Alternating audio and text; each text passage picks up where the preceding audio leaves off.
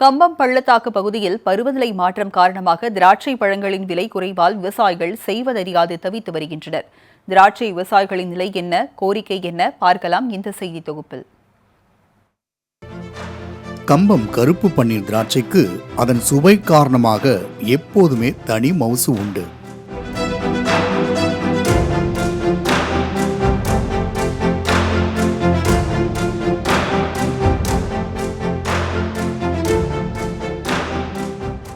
தேனி மாவட்டம் கம்பம் பள்ளத்தாக்கு பகுதிகளான கூடலூர், சுருளிப்பட்டி, காமையகவுண்டன்பட்டி, எரசநாயக்கனூர், தென்பழனி உள்ளிட்ட பல்வேறு பகுதிகளில் சுமார் 5000க்கும் மேற்பட்ட ஏக்கர் பரப்பளவில் கருப்பு பன்னீர் திராட்சை சாகுபடி செய்யப்பட்டு வருகிறது. சுருளி அருவி செல்லும் சாலையில் இருபுறங்களிலும் திராட்சை தோட்டங்கள் உள்ளன. இங்கு விளையும் திராட்சை பழங்களுக்கென்று தனி சுவை உள்ளது. இதன் காரணமாகவே கம்பம் கருப்பு பன்னீர் திராட்சைக்கு புவிசார் குறியீடும் வழங்கப்பட்டுள்ளது.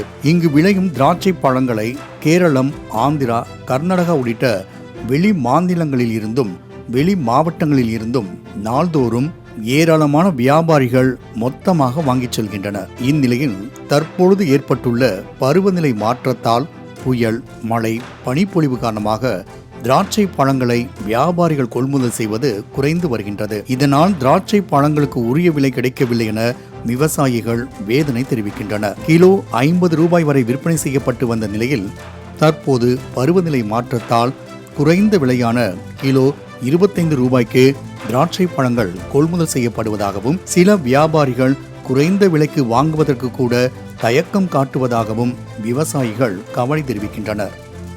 4-5 ஏக்கரில் பண்ணிக்கிட்டு இருக்கோம். விலைவாசி கம்மியாக இருக்கிற வாசியை எடுக்க யாரும் பழம் வெட்ட வர்றது கிடையாது. விலை வந்தாலும் விலைவாசி கம்மியாக கிடைக்குது. 20 ரூபாய்க்கு 15 ரூபாய்க்கு வெட்டினா சம்சாரிக்கு ஒன்றும் செய்ய முடியாது. வேலை செஞ்சவங்களுக்கு சம்பளம் கொடுக்க முடியாது. 5 ரூபா 50 ரூபாய்க்கு மேலே விற்றுச்சுன்னா நாங்கள் நல்லா கொஞ்சம் கிடைக்கும். இப்போ 20 ரூபா 15 ரூபான்னு கிடைக்கிறது வாசி எங்களுக்கு எதுவும் கிடைக்கிறது இல்லை. இப்போ விலைவாசி ரொம்ப கம்மியாக வைக்குது. மழை காலமாக வர்றதுக்கு வியாபாரி வர மாட்டேங்கிறாங்க. இல்லாட்டா கேரளாக்காரங்க வருவாங்க. சென்னைக்கு வெட்டலாம், மதுரைக்கு வெட்டலாம். விலைவாசி கம்மியாக இருக்குது வச்சு அவங்களுக்கு தேங்கி வர மாட்டேங்கிறாங்க.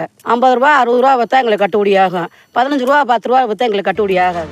திராட்சை பழங்களின் விலை பாதிக்கு பாதியாக குறைந்து போனதால் அதன் உற்பத்தி செலவுக்கு கூட வருவாய் கிடைப்பதில்லை என்று தோட்ட உரிமையாளர்கள் கவலை தெரிவிக்கின்றனர். பல லட்சங்களை செலவு செய்து திராட்சை தோட்டத்தை அமைத்துள்ள நிலையில் தற்போது இத்தொழிலையே கைவிடும் அளவிற்கு திராட்சை தோட்ட உரிமையாளர்கள் பாதிக்கப்பட்டுள்ளனர். கம்பம் பகுதியில் திராட்சை தொழிற்சாலைகளை ஏற்படுத்தி இதுபோன்று பழங்கள் தேங்கும் காலத்தில் அரசே கொள்முதல் செய்ய முன்வர வேண்டும் என்று விவசாயிகள் கோரிக்கை விடுக்கின்றனர். அத்துடன் உலர் திராட்சை தயாரிக்க அதற்கான செட் அமைத்து தர வேண்டும் என்றும் திராட்சை விவசாயிகள் அரசை கேட்டுக்கொண்டுள்ளனர்.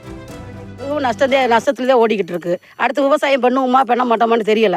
தமிழக அரசுக்கு என்ன கோரிக்கை வைக்கிறோம்னா, தொழிற்சாலை வச்சுருக்காங்க, உள்ள திராட்சை தொழிற்சாலை வச்சுருந்தாங்கன்னா எங்களுக்கு சந்தோஷப்படுவோம். இந்த மாதிரி 4 மாத காலத்துக்கு நாங்கள் கொண்டு போய் கொடுக்குறதா இருந்தால் கொடுக்கலாம். ரொம்ப தூரத்தில் வச்சுருக்காங்க, எங்களால் கொண்டு போய் அங்கே சேர்க்க முடியாது. பக்கத்தில் அமைச்சு கொடுத்தாங்கன்னா எங்களுக்கு கொஞ்சம் நல்லாயிருக்கும். தமிழக அரசுக்கு ஒரு கோரிக்கையை வைக்கிறோம்.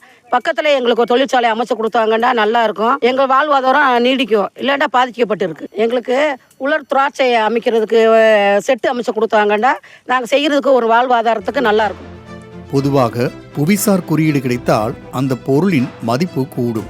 ஆனால் புவிசார் குறியீடு கிடைத்தும் கம்பம் கருப்பு பன்னீர் திராட்சைக்கு உரிய விலை கிடைக்கவில்லை என்பது விவசாயிகளை கவலையில் ஆழ்த்தியுள்ளது. திராட்சை பழங்களைப் போல் இவர்கள் வாழ்க்கையும் இனிப்பாக மாற அரசு உதவிக்கரம் நீட்ட வேண்டும் என்பதே அனைவரின் கோரிக்கையாக உள்ளது. மாலை முரசு செய்திகளுக்காக உத்தமபாளையம் செய்தியாளர் யாசர் அராஃபத்.